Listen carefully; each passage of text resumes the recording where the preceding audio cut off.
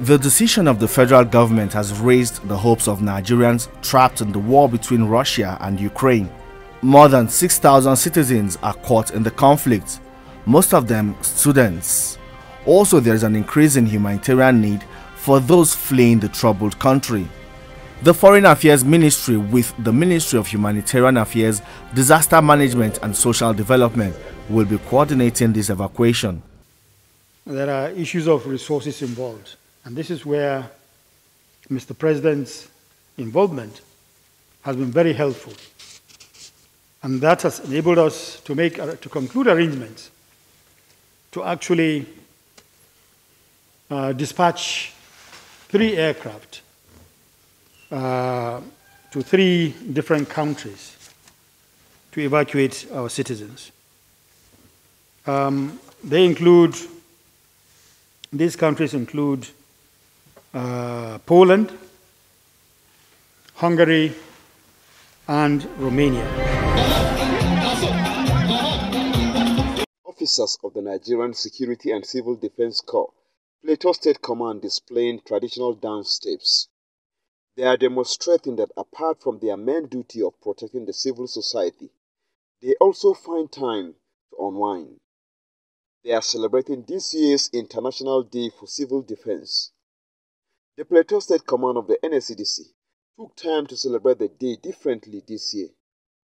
Let me caution individuals who feel threatened by the existence of the Nigerian Security and Civil Defense Corps to understand that this is a shout of necessity.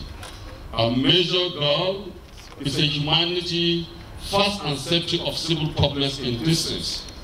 Free medical services and donation of relief items to the less privileged residents within the community hosting its headquarters was also part of the itinerary in marking the day.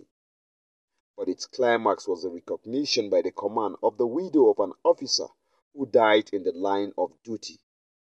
Hannah Sampson is blind. She tells us how her late husband's relatives maltreated her and deprived her of her husband's property, an act which eventually led her into depression, which cost her her eyesight. My in-laws have rose against me to the extent of seizing the documents to the house and wanting me out of the house. It has not been easy for these past 4 to 5 years.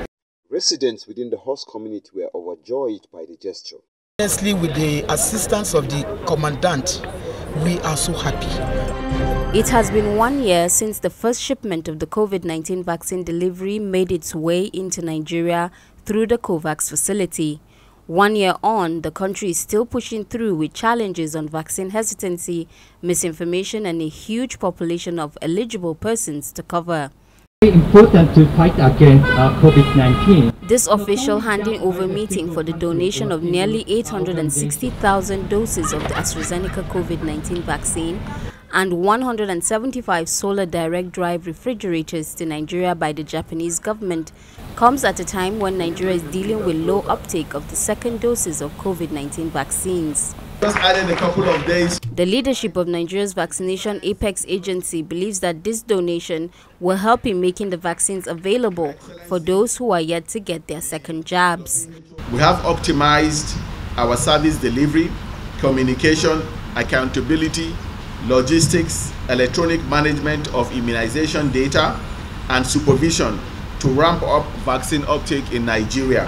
As part of its commitment to ensure vaccine equity around the world, the government of Japan is honored to be part of this global vaccination effort here in Nigeria.